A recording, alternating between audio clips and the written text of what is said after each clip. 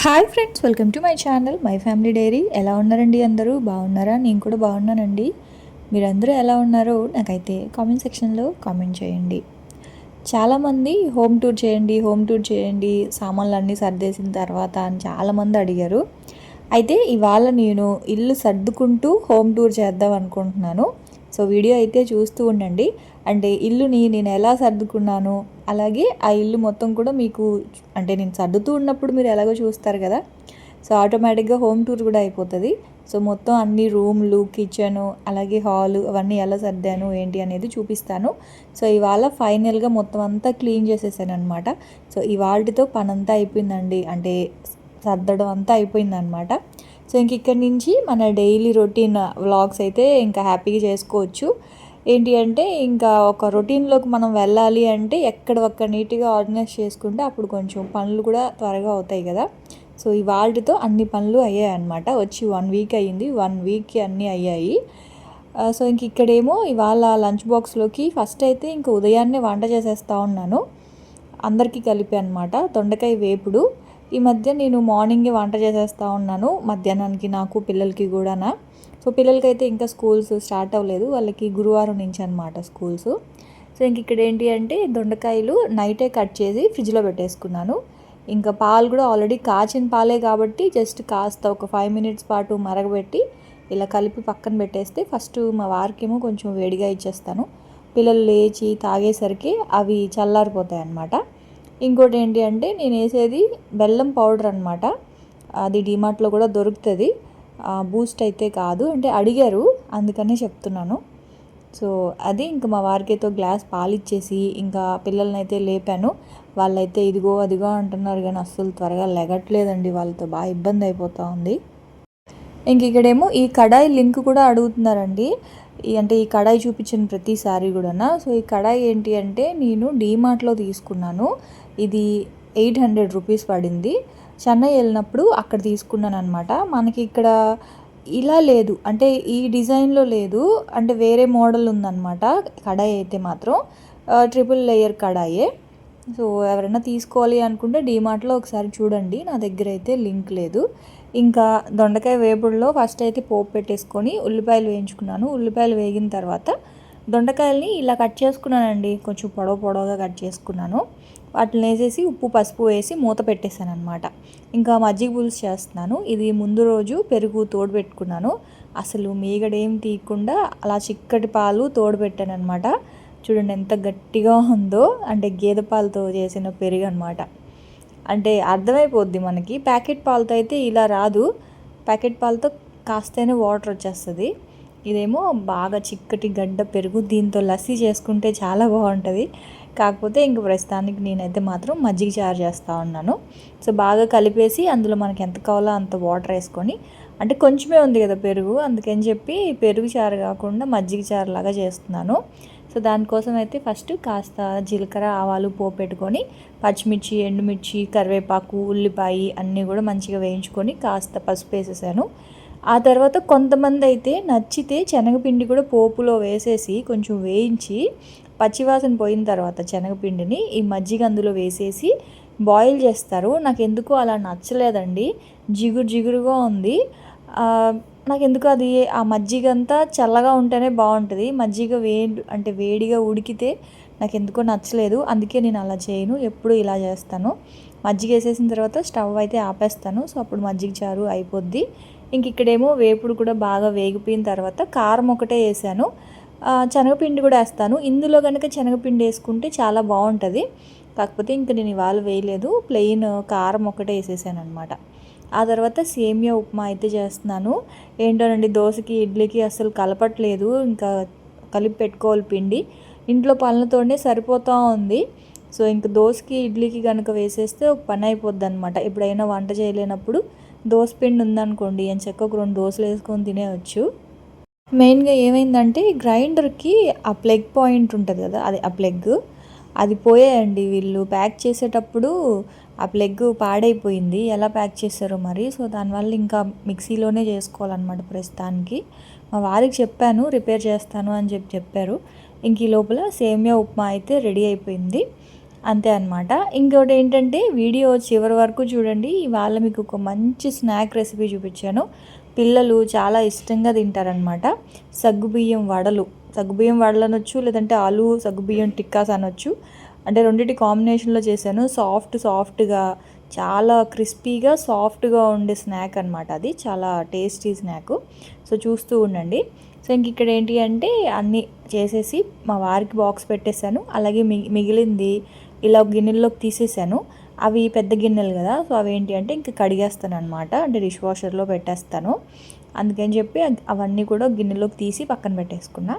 ఇంకా ఉప్మా, సేమియా ఉప్మా చేశాను. ఇంకా షుగర్ లేదు, యాక్చువల్గా షుగర్ అసలు వాడట్లేదు, బెల్లం పౌడరే వాడుతున్నాను. ఇంకా అందుకని కాస్త ఆవకాయ అయితే పెట్టాను అనమాట.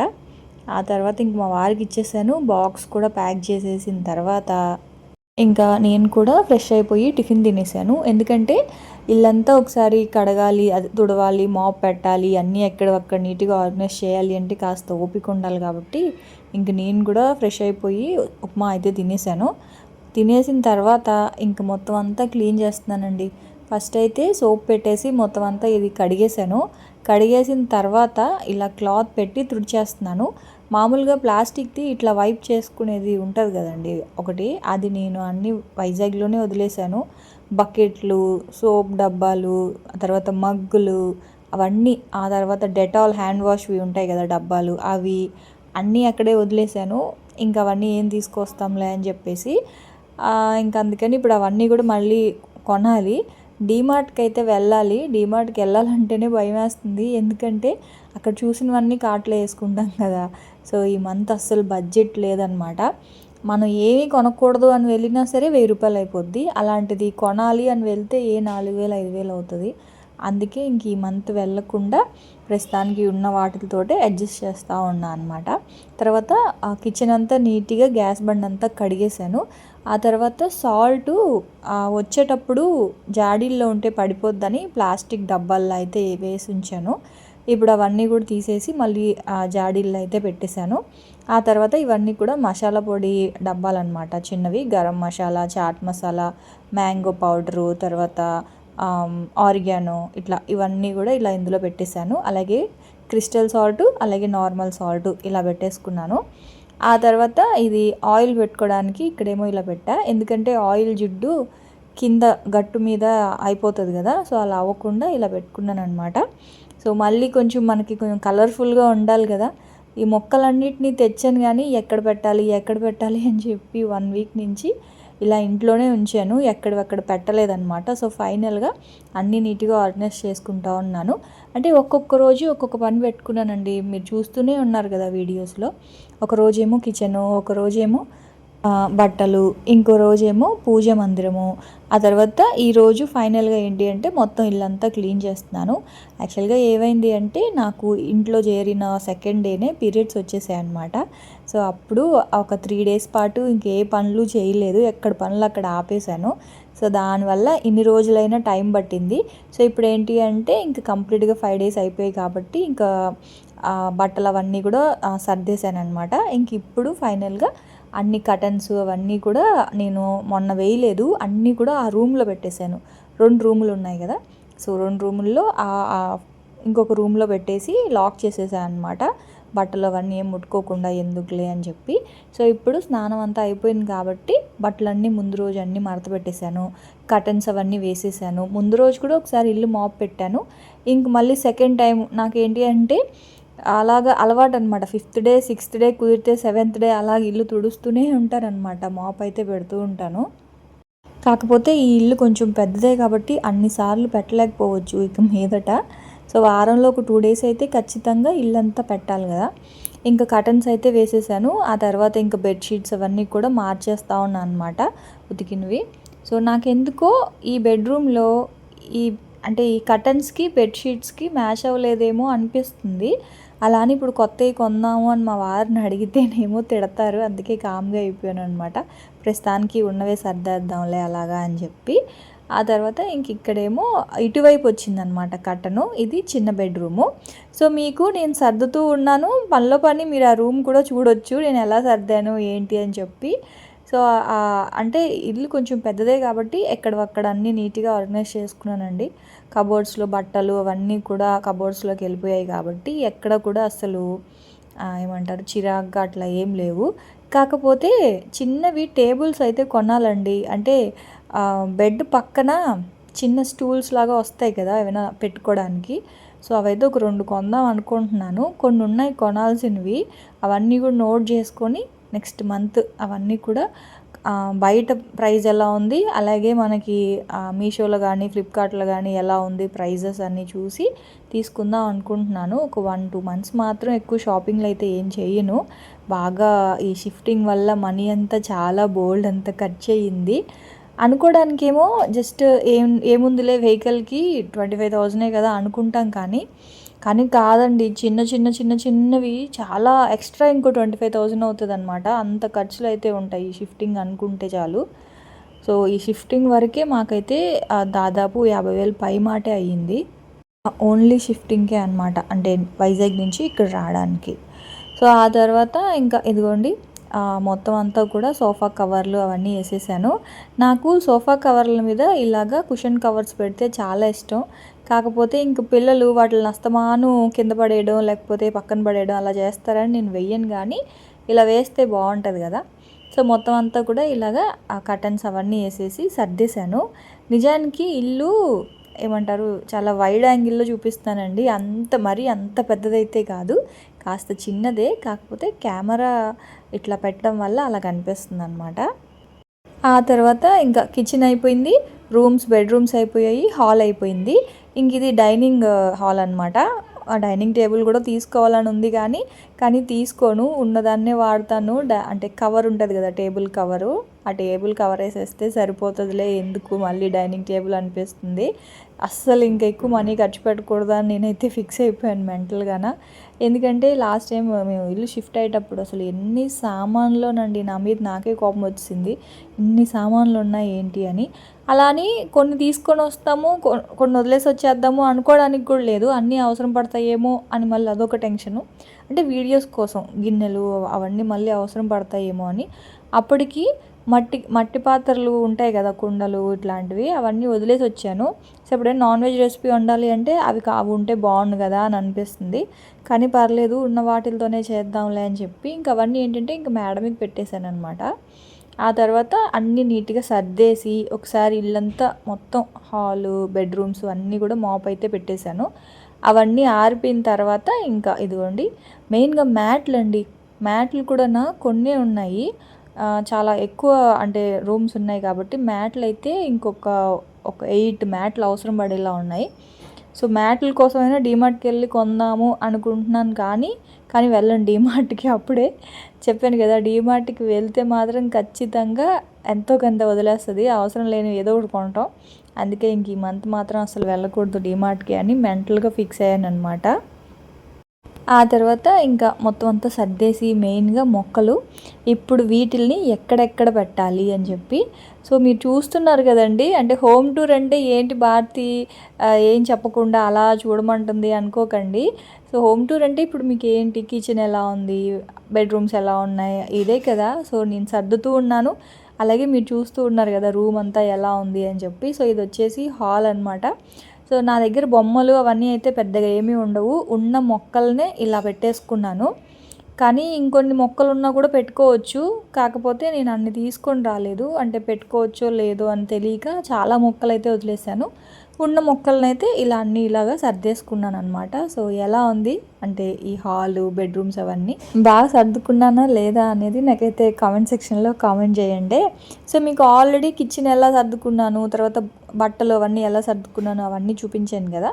పూజా రూమ్ ఏంటి అంటే జస్ట్ నార్మల్గా సర్దుకున్నానండి. పూజా రూమ్ని మాత్రం మేక్ ఓవర్ చేద్దామని చెప్పేసి అనుకుంటున్నాను, అందుకే అది చూపించలేదు మీకు పూజా రూమ్ మాత్రం. సో నేను ఒక నెక్స్ట్ వీక్ పూజా రూమ్ మేక్ ఓవర్ వీడియో చేసినప్పుడు చూపిస్తాను మీకు.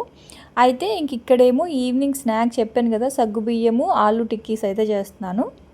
ఫస్ట్ అయితే ఒక 1/2 kg సగ్గుబియ్యాన్ని నేను ఈ పనులన్నీ స్టార్ట్ చేసే ముందు నానబెట్టేసాను అనమాట. చూసారు కదా, ఒక 3 hours అలా అనుకోండి నానిపోయాయి. బాగా నానిపోయిన తర్వాత ఒక 2 బంగాళదుంపలు, అది కూడా ఒక 1/2 kg బంగాళదుంపలు అనుకోండి, ఉడికించి పెట్టేసుకున్నాను. ఆ తర్వాత చాపర్లో మనం తినే కారాన్ని బట్టి పచ్చిమిరపకాయలు, కరివేపాకు, అల్లము, ఉల్లిపాయలు చాప్ చేసుకున్నాను. కావాలి అనుకుంటే క్యారెట్ ఇట్లా వెజిటేబుల్స్ కూడా వేసుకోవచ్చు.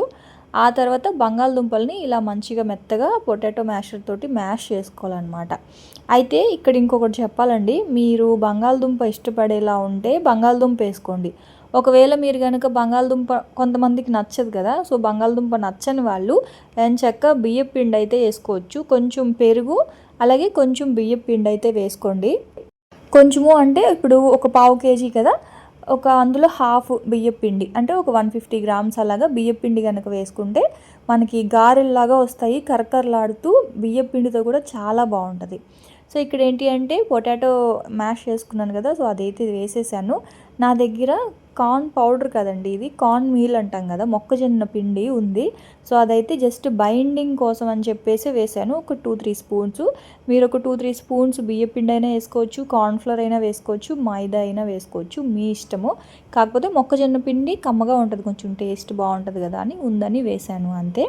ఆ తర్వాత చాప్ చేసి పెట్టుకున్న ఉల్లిపాయలు, అల్లము, పచ్చిమిర్చి అవన్నీ వేసేసుకొని ఇలా మంచిగా కాస్త సాల్ట్ కూడా వేసుకొని ఇలా టిక్కీస్ లాగా చేసేసుకోవడమే అనమాట.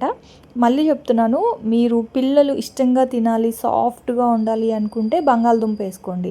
అలా కాదు వడల్లాగా కరకరలాడుతూ ఉండాలి అనుకుంటే మాత్రం బియ్యం పిండి వేసుకోండి. రెండిటితో చాలా బాగుంటాయి. బియ్యం పిండి వేసుకున్నా బాగుంటుంది, ఇలా అయినా బాగుంటుంది. ఆ తర్వాత ఇప్పుడు బంగాళదుంప వేసాం కాబట్టి చాలా సాఫ్ట్గా ఉంటుంది అనమాట. ఇది వేసిన వెంటనే ఆయిల్లో కలపకూడదు మనము. నూనె మాత్రం చాలా వేడిగా ఉండాలండి. నూనె వేడిగా లేకుండా కనుక వేసారనుకోండి, ఆ టిక్కీస్ అనేవి ఆయిల్ పీల్చేస్తుంది. ఆయిల్ పీల్చేసి మొత్తం అంతా ఇలాగా విడిపోతుంది అనమాట. అలా టిక్కీస్ లాగా ఉండవు, మనకి ఇలా వడల్లాగా రావు, విడిపోతుంది. కాబట్టి నూనె వేడిగా ఉండాలి. వేడిగా ఉన్న తర్వాత మంటని కాస్త మీడియం ఫ్లేమ్లో పెట్టుకొని ఈ గారెల్ని అందులో వేసేసి మనం కదపకూడదు. ఒక 1 మినిట్ పాటైనా సరే కదపకుండా అలాగే ఉంచేయాలి. తర్వాత అదంతటా అవే కాస్త మనకి బాగా రెడ్ కలర్లో వేగిన తర్వాత అప్పుడు స్లోగా మనం అటు ఇటు ఫ్రై చేసుకోవాలన్నమాట. అంతేగాని నూనెలో వేసిన వెంటనే కనుక మనం కదిపేసామనుకోండి, సగ్గుబియ్యం ఆలు 2 సాఫ్ట్గా ఉంటాయి కాబట్టి గరిటికి అంటుకుపోయి మొత్తం అంతా విడిపోతాయి అన్నమాట. కాబట్టి ఫ్రై చేసేటప్పుడు కూడా కాస్త జాగ్రత్తగా ఫ్రై చేసుకోండి. ఇంకా పిల్లలకైతే పెట్టేశాను. ఇంక మా వారు కూడా వచ్చారు. ఏంటో టీ మానేద్దాం అనుకుంటాం కానీ ఇంక మా ఆయన సాయంకాలం పూట మాత్రం టీ పెట్టి పారితే తలనొప్పి వస్తుంది అని చెప్పేసి అంటున్నారు. సరే అని చెప్పి ఇంకా టీ అయితే పెట్టాను. ఇవైతే ఇదిగోండి, అసలు చాలా చాలా బాగున్నాయండి. ఆలు ఫ్లేవర్ తోటి ఆ సగ్గుబియ్యం కమ్మగా అసలు ఎంత బాగున్నాయో. ఈసారి ఎప్పుడైనా మీకు బియ్యం పిండితో చేసి చూపిస్తాను. యాక్చువల్గా నా దగ్గర బియ్యం పిండి లేదు, అయిపోయింది, మళ్ళీ పట్టించుకోవాలి. సో బియ్యం పిండితో చేసుకుంటే కరకరలాడుతూ కాస్త గట్టిగా ఉంటాయి. ఇది ఆలు కాబట్టి చాలా సాఫ్ట్గా ఉంటాయండి. పిల్లలకి కూడా ఈవినింగ్ టైం ఎంచక్కా చేసి పెట్టేయచ్చు. చాలా సింపుల్ స్నాక్, జస్ట్ అలా కలిపేసి ఆయిల్లో ఫ్రై చేసి ఇచ్చేసేయడమే అనమాట. టేస్ట్ ఇంకా అది వడలా కూడా కాదు, మనకి ఆలు టిక్కీస్ లాగానే ఉంటాయి అన్నమాట. అంత బాగుంది. ఆ తర్వాత ఇలా స్నాక్ ఏదైనా ఉన్నప్పుడు టీ ఉంటేనే బాగుంటుంది కాబట్టి అల్లం టీ కూడా పెట్టేసుకొని ఇంకా అలా మా స్నాక్స్ అయితే ఎంజాయ్ చేసామన్నమాట. సాయంకాలం ఏదైనా ఇంట్లో అలా సాయంకాలం స్కూల్ నుంచి హస్బెండ్ కానీ పిల్లలు కానీ వచ్చినప్పుడు మనం ఏదైనా ఒక చిన్న స్నాక్ అయినా చేసి పెట్టామంటే వాళ్ళకు కూడా రాగానే హమయ్య అనిపిస్తుంది. సో వాళ్ళ ఫేస్లో ఆ హ్యాపీనెస్ చూస్తే మనకు కూడా హ్యాపీగా అనిపిస్తుంది కదా. సో నేను మ్యాక్సిమం ఇంట్లో స్నాక్స్ అన్నీ కూడా ఇంట్లోనే చేస్తాను. సో మీకు కూడా తెలుసు కదా. మా ఆయనకు కూడా బాగా నచ్చింది.